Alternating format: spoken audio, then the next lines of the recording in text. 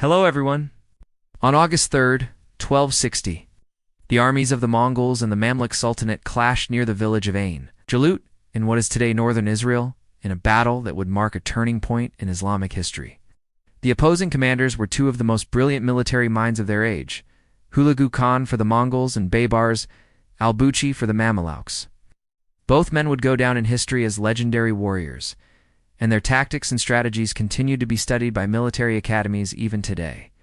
Join us as we look at how these two great generals went head-to-head in one of the most epic battles ever fought. Our story begins a few decades earlier with the rise of the Ilkhanate. After Genghis Khan's death, his empire was divided amongst his successors. One of them, Guyuk Khan, controlled much of what is today Iran and Iraq, and his grandson, Hulagu Khan, set out to conquer the rest.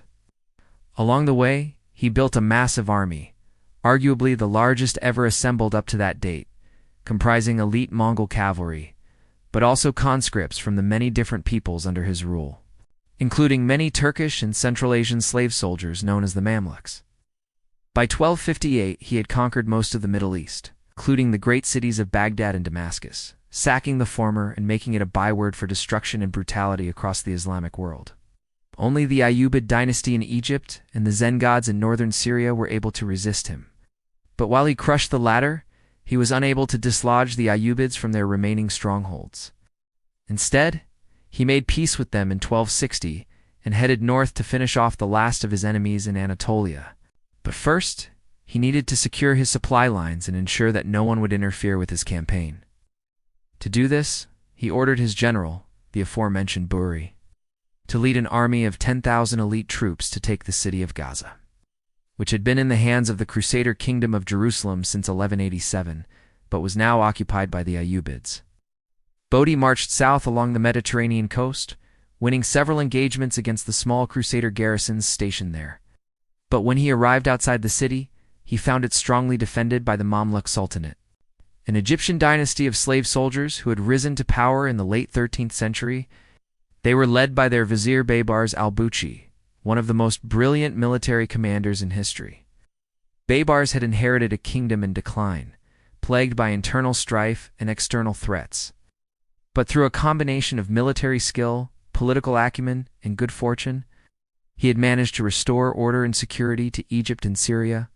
He had also reformed the Mamluk army, turning it into one of the most effective fighting forces in the medieval world. The Mamluk army was composed of infantry, cavalry, and artillery, all armed with the latest technology and equipment. They were well-trained, disciplined, and highly motivated, thanks to their unique status as both soldiers and slaves. The Mamluk army faced off against Hulag's much larger force and won. This victory was made possible by Baybar's brilliant tactics and use of the terrain. His army was outnumbered, but not outgunned. The Mamluks used their superior numbers to their advantage, attacking from multiple angles and exploiting Mongol weaknesses. They also used guerrilla tactics, ambushing the Mongols when they were vulnerable and retreating into the safety of their fortified camps. Furthermore, the Mamluks took advantage of the Mongols' lack of knowledge about the region.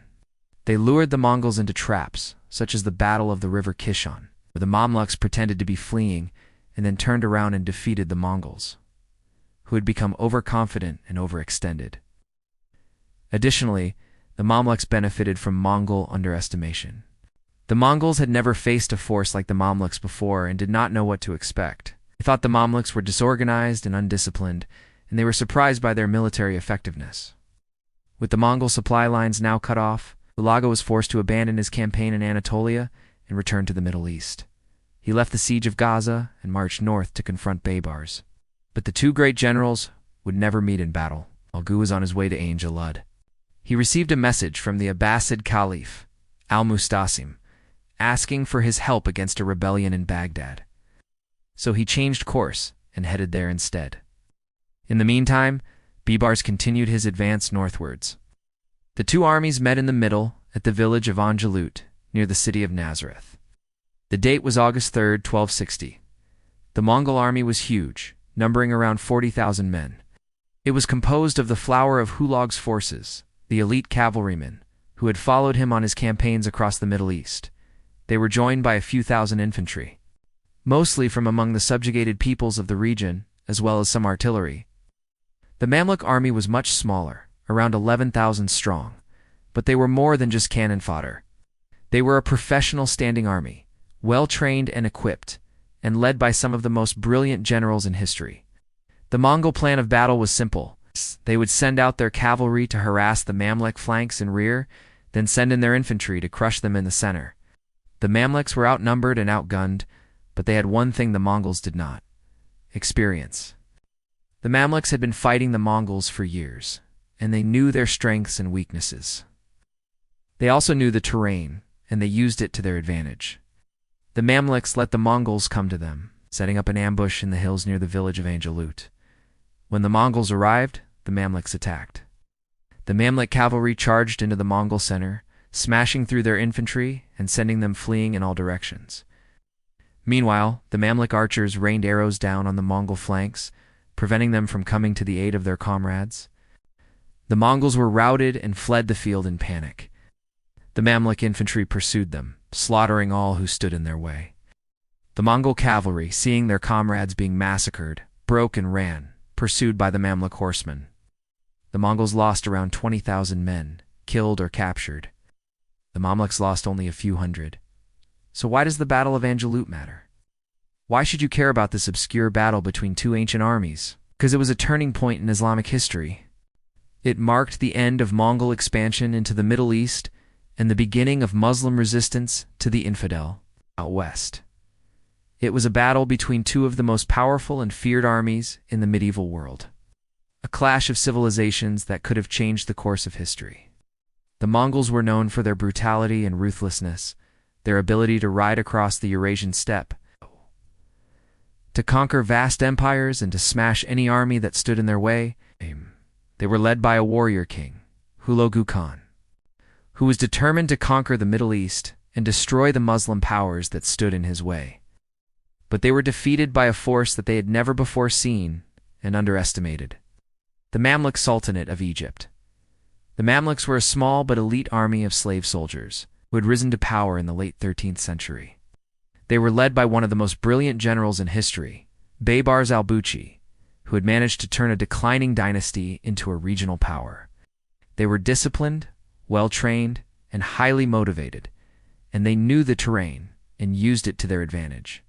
They were patient, waiting for the right moment to strike, and when they did, they struck hard and decisively. The result was a decisive victory that stunned the medieval world.